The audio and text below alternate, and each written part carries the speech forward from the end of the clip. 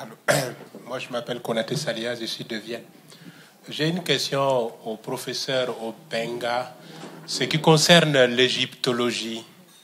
Parce que j'aime bien suivre tout sur l'Égypte, c'est très fascinant.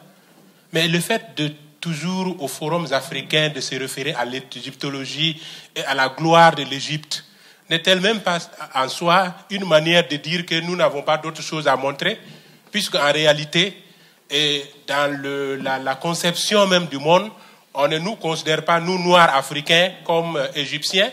Et d'ailleurs, quand on discute avec certains Égyptiens, ils disent ils ne veulent pas qu'on les appelle Africains, ils disent qu'ils sont Maghrébiens.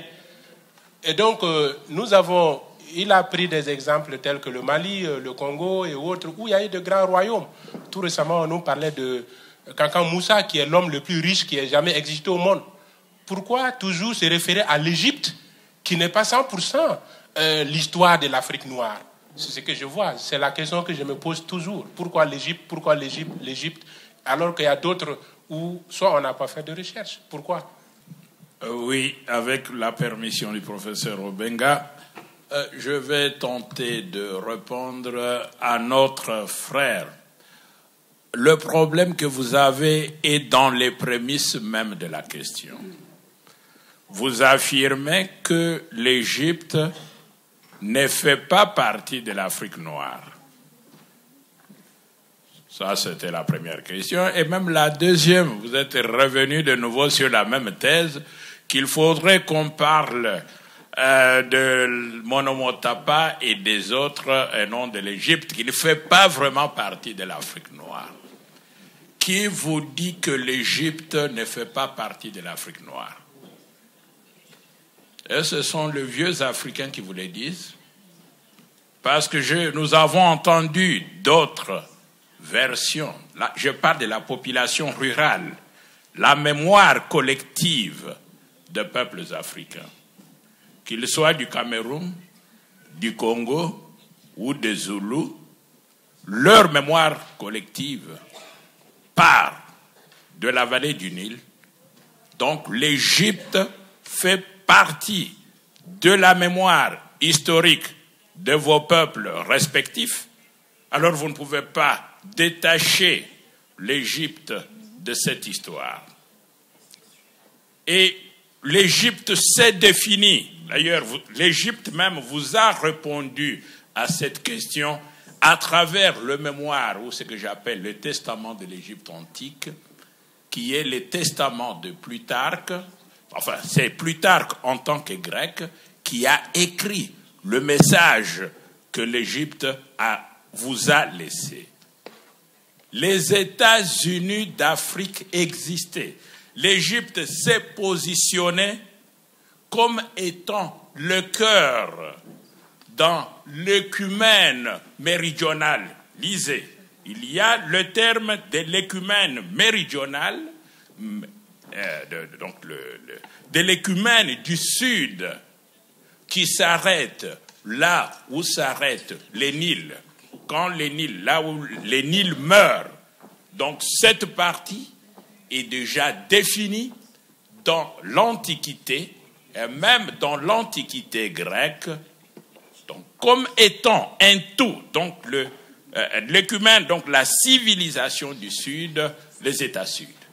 Et si vous aviez peut-être suivi l'histoire de l'Égypte antique, vous savez que dès la fin du 4e millénaire avant notre ère, les premières sources écrites que nous avons, quand on parle de la description donc des expéditions de la défense militaire de l'Égypte antique,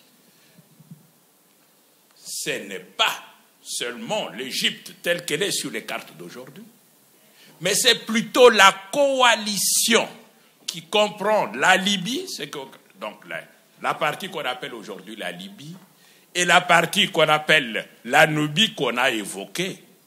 C'est toujours en tant que tout et en tant qu'entité que l'Égypte a pu repousser les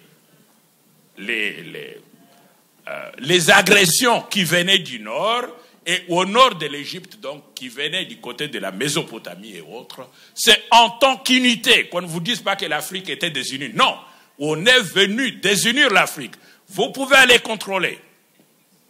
Avec quel détail on décrit même la connaissance de l'Afrique qui avait une seule armée qui comprend, quand on dit la Libye, donc c'est du côté occidental, et quand on dit la Nubie, c'est donc c'est le Congo, c'est une façon tout simplement de parler qu'on dit de la Nubie.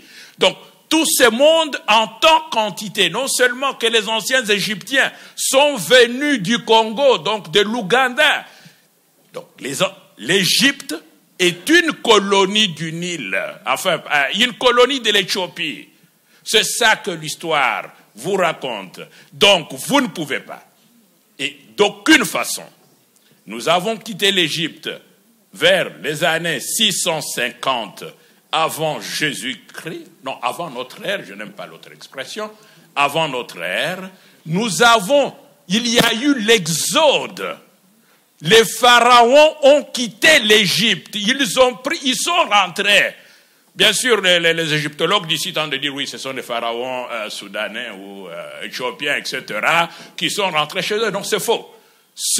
La capitale de l'Égypte a été déplacée vers Napata et après Napata vers Méroé. Il faut même se demander c'est quel Méroé. C'est réellement Méroé qui est près de Khartoum ou c'est Méroé qui est la Malawi. Ce n'est pas si clair. On joue parfois avec les termes. La capitale a été déplacée. Donc la population, l'élite, l'intelligentsia est rentrée au centre. Je dis souvent, est rentrée vers l'Ouganda et le Congo pour que vous puissiez vous imprégner cela.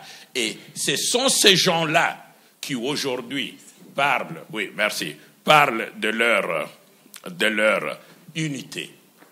Donc, connaître cela, c'est important. L'histoire après cet exode, donc il faut retenir, après cet exode vers le sud et vers l'ouest, dont les Bassa et autres, les populations de Cameroun, Nigeria, vous racontent, après cet exode, c'est en ce moment-là que cette histoire glorieuse continue avec les empires de Mali que vous aviez cités, donc le Ghana, donc des Monomotapa et autres. Ça montre la continuité de la grandeur africaine.